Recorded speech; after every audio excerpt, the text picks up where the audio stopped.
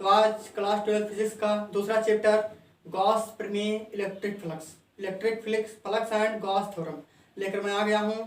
तो जल्द से कॉपी पेन निकालिए और नोट्स बनाना भी शुरू करें और पॉइंट टू पॉइंट समझना शुरू कर दें। तो yes, my name is Dwivedi and ये प्यारा सा चैनल। तो आइए सारे काम छोड़कर मेरे टॉपिक पर आइए और इसको पॉइंट टू पॉइंट समझने का प्रयास करें। तो सबसे पहले मैं शुरू करता हूँ इलेक्ट्रिक फ्लक्स। तो विद्युत फ्लक्स जो गॉस प्रमेय में पहला जो चैप्टर है, पहला जो टॉपिक है, यह है हमारा इलेक्ट्रिक फ्लक्स। इलेक्ट्रिक फ्लक्स के बारे में पहले बात करते हैं। इलेक्ट्रिक फ्लक्स क्या है?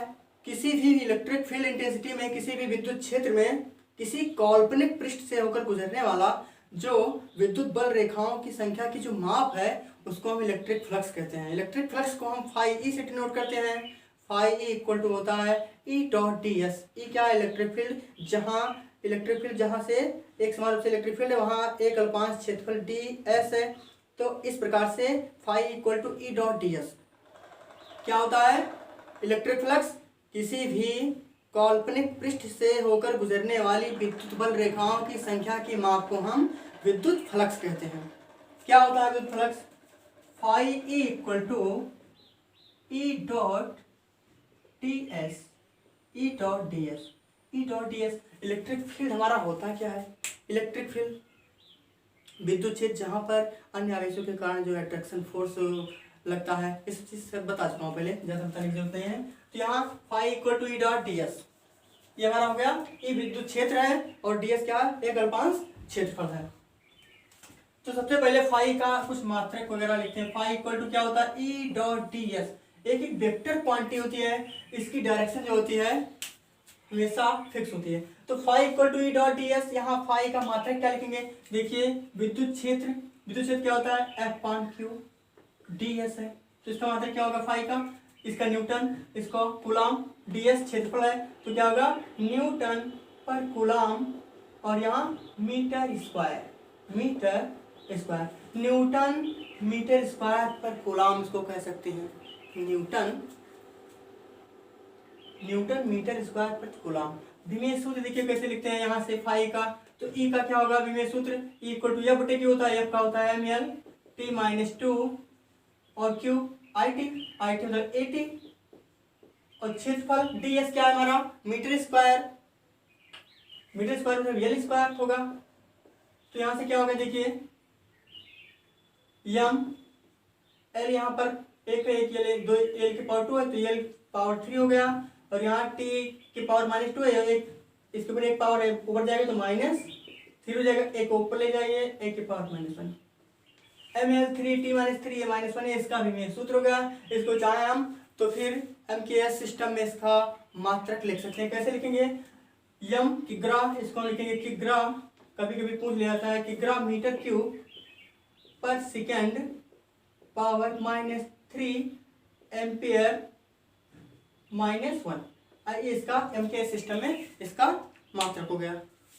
तो बस फ्लक्स के लिए इतना ही। बस आगे इस पर आधारित जो आगे प्रमेय है, बड़े बड़े प्रमेय जिसको जानकर आप 5 मार्क्स प्राप्त कर सकते हैं। तो अब आइए चलते हैं गॉस प्रमेय जो हमारा पहले ही हेडिंग पढ़ चुका है। गॉस प्रमेय जो है क्लास 12 फिजिक्स का दूसरे चैप्टर से बिल्कुल कूलाम के नियम से या इसके अनुप्रयोग में से एक नया क्वेश्चन अवश्य आता है, प्रत्येक वर्ष आता है। तो गॉस प्रमेय का सबसे पहले स्टेटमेंट क्या होता है इसको जाने। स्टेटमेंट क्या होगा इसका? स्टेटमेंट किसी बंद पृष्ठ से होकर गुजरने वाला कुल विद्युत फ्लक्स उस पृष्ठ में उपस्थित समस्त आवेशों का 1/ε0 गुना होता है। मतलब अगर कोई ये बंद पृष्ठ है, इसमें मान लीजिए कि पूरा आवेश प्लस क्यू है, तो इसमें से निकलने वाला कुल किसी बंद पृष्ठ मान लीजिए क्या यस है, किसी बंद पृष्ठ से होकर गुजरने वाला कुल विद्युत फ्लक्स, और इसमें कितना विद्युत फ्लक्स निकल रहा है, टोटल विद्युत फ्लक्स जितना भी हो सके सब विद्युत फ्लक्स जितना निकल रहा है, इसमें उपस्थित समस्त आवेशों का 1/ε0 गुना होता है। तो इसको कैसे लिखेंगे? समस्त आवेशों के मल्टीप्लाई बनेगा phi E equal to Q upon ε0। किसी भी बंद पृष्ठ से होकर गुजरने वाला समस्त आवेश, किसी भी बंद पृष्ठ से होकर गुजरने वाला कुल विद्युत फ्लक्स उस पृष्ठ में उपस्थित समस्त आवेशों का 1/ε0 गुना होता है। इसको मैंने ऐसे मैथमेटिकली लिख दिया। इंग्लिश में कैसे कहेंगे? According to the Gauss theorem, according to Gauss law, the total electric flux passing through in the closed surface is equal to 1 by epsilon 0 of the total flux consist in the closed surface. तो आगे चलिए इसे पढ़ते हैं। तो Gauss प्रमेय भी किसी भी बंद पृष्ठ पर लागू होता है, सिर्फ और सिर्फ एक क्लोज सरफेस के लिए वैल्यू है, मान्य है। खुले सरफेस पर गॉस के नियमों का कोई इंपॉर्टेंट नहीं है, ये चीज जाननी रहेगा पहले। तो हम पहले प्रूव करते हैं गॉस का प्रमेय का कथन क्या है, फाई इक्वल टू क्यू बटे एप्सिलॉन जीरो। तो पहले इसको प्रूव करना होगा, पता है हो सकता है झूठा हो, तो सबसे पहला मेरा काम इसको हम प्रूव करेंगे कि क्या सच में किसी बंद पृष्ठ से होकर गुजरने वाला फ्लक्स जो है पूरे आवेशों का एक बटे एप्सिलॉन जीरो गुना होता है। एप्सिलॉन जीरो के बारे में पहले से आप जानते हैं, क्या है, निर्वात की विद्युतशीलता। ठीक, तो आगे बढ़ते हैं। तो हम सबसे पहले एक क्लोज सरफेस की कल्पना करेंगे। क्लोज सरफेस, चलिए मान लेते हैं ये हमारा एक क्लोज सरफेस हो गया। फिर भैया अंडा मत समझना इसको। चलिए यहाँ से एक आवेश रखा हुआ है, इस पृष्ठ के अंदर एक आवेश रखा है, ये पूरा आवेश डिस्ट्रीब्यूट हो जाएगा कुछ ही पलों में। क्यों? आवेश योगात्मक होता है, अगर कहीं एक सरफेस पर आवेश तो पूरे डिस्ट्रीब्यूट हो जाएगा एक तरफ।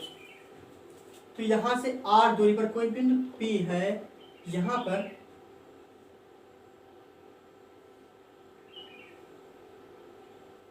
एक r दूरी पर कोई बिंदु P है जहाँ हमको विद्युत क्षेत्र की गणना करनी है, ds है।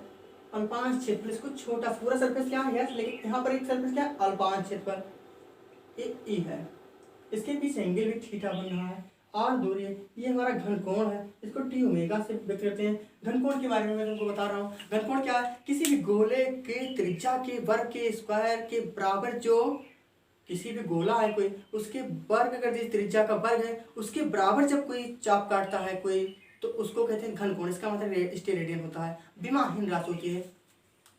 तो डी ओमेगा, यहाँ से आर दूरी पर, ये क्या है दूरी, यहाँ से यहाँ तक आर दूरी बिंदु P है, इनके बीच एंगल थीटा मार रहे हैं। ठीक है, तो चलिए और आगे इसको देखते हैं। तो प्लस क्यू आवेश के कारण आर दूरी पर कोई बिंदु P है, तो वहाँ यहाँ आवेश है, तो विद्युत फ्लक्स, विद्युत बल रेखाएं भी निकल रही हैं। तो यहाँ पर एक हमको विद्युत क्षेत्र निकालना पड़ेगा। पहले किसी भी बिंदु आवेश के कारण विद्युत क्षेत्र की गणना कर सकते हैं, इससे पहले हमने किया भी है, उसको आप पहले देख सकते हैं जाकर। अगर पूरे डिटेल से जानना है तो आप मेरे चैनल को सब्सक्राइब कीजिए, लाइक कीजिए, कमेंट भी कीजिए। जिस टॉपिक से आपको कोई चीज़ ना समझ आ रहा है उसके बारे में कमेंट कीजिए, मैं एक दिन के अंदर अंदर मैं आपको वीडियो अपलोड कर दूंगा।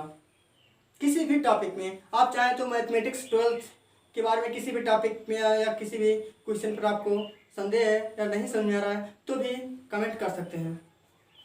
तो यहाँ देखिए, तो इलेक्ट्रिक फील्ड क्या होगा, इस बिंदु आवेश के कारण इस पॉइंट पर विद्युत क्षेत्र क्या होगा, जिसको मैंने E मान लिया, तो E इक्वल टू क्या होगा, हो जाता है 1/4 पाई एप्सिलॉन 0 Q बटे R स्क्वायर। Q बटे R स्क्वायर, ये क्वेश्चन नंबर 1 मान लीजिए इसको। ये तो हमारा एक बिंदु आवेश के कारण एक विद्युत क्षेत्र हो गया। लेकिन यहाँ पर सरफेस पर हमारा यस है, ये हमारा सरफेस क्या है, ds है, अल्पांश क्षेत्रफल है। इसके बाद ds से होकर गुजरने वाला फ्लक्स, ds से होकर गुजरने वाला फ्लक्स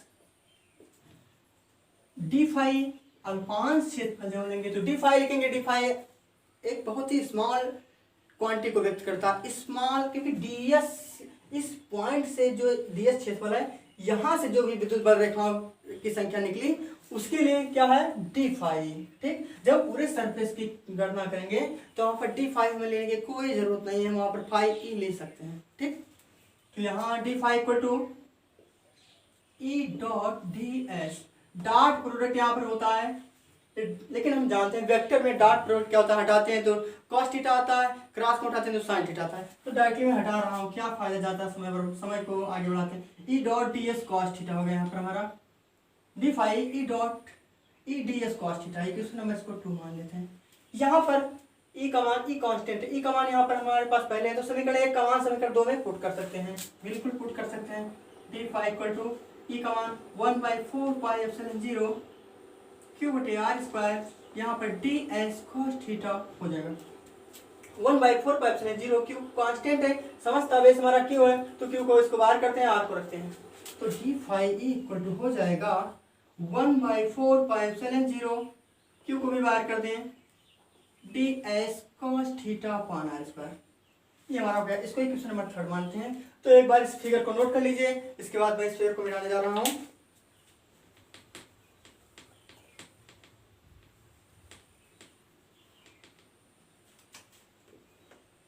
ये हमारा क्वेश्चन नंबर 3 है। तो यहाँ देखिए d S cos theta upon r square, यहाँ से अगर ये तो हमारा हो गया एक अल्पांश क्षेत्रफल के कारण, लेकिन संपूर्ण पृष्ठ से, संपूर्ण सरफेस से गुजरने वाला कुल फ्लक्स हमारा क्या होगा, कुल फ्लक्स होगा फाई। तो फाई तो हम इंटीग्रेशन दोनों तरफ कर लेंगे, तो वो क्या करेगा, तो फाई इक्वल टू हो जाएगा 1/4πε0 क्यू इंटू टोटल, इसको टोटल इंटीग्रेशन कहते हैं, d S cos theta upon r square. और वी नो दैट, हम जानते हैं जो total integration d S cos theta बटे आर स्क्वायर होता है, ये डी ओमेगा घनकोण के बराबर होता है। घनकोण का वैल्यू होता है 4 पाई होता है, 4 पाई होता है। तो डी ओमेगा इक्वल टू 4 पाई। यहाँ तक कंप्लीट समझ में आया। तो पहले समीकरण 3 में हम phi d S cos theta बटे आर स्क्वायर का मान डी ओमेगा लिखेंगे, d omega equal to 4 pi लिखेंगे। मुझे आशा है कि आप लोग को अच्छी तरह समझ में आ रहा होगा। अगर कोई पॉइंट नहीं समझ में आ रहा है तुरंत कमेंट करना, लाइक करना। तो यहाँ से देखिए, तो लिखते हैं फिर फाई इक्वल टू हो जाएगा फ्लक्स 1/4πε0 क्यू, और यहाँ डी कॉस थीटा बटे आर स्क्वायर क्या है, हमारा घनकोण है। घनकोण के बारे में पहले आप लोगों को बता चुका हूँ। तो यहाँ पर लिखते हैं डी ओमेगा, और डी ओमेगा का वैल्यू होता है 4 पाई। 4 पाई से 4 पाई यहाँ मल्टीप्लाई में कैंसिल आउट हो जाएगा। पाई इक्वल टू हो गया 1/4πε0 क्यू, नहीं 4 पाई तो कैंसिल हो गया, पाई इक्वल टू हो जाएगा क्यू बटे एप्सिलॉन 0। बस मेरा काम समाप्त। फाई इक्वल टू हमने सिद्ध कर दिया कूलॉम के नियम से कि किसी भी बंद पृष्ठ से होकर गुजरने वाला समस्त विद्युत फ्लक्स उसमें उपस्थित समस्त आवेशों का 1/ε0 गुना होता है।